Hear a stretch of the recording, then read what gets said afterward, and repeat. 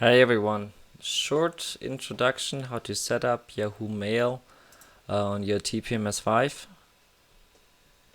So very important, Yahoo Mail has an additional security feature, so the setup is a little bit more complicated and requires you to dial into the desktop view of your Yahoo Mail. Simply open up your account, go on account info. Here on the left hand side you see account security. Just double checking, logging in again. Now you're in your security settings. Scroll a little bit down, and here you see, since I already generated one, let me delete this.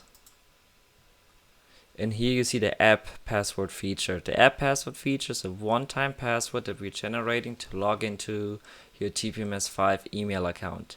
So the only thing you need to do is generate the app password, get started,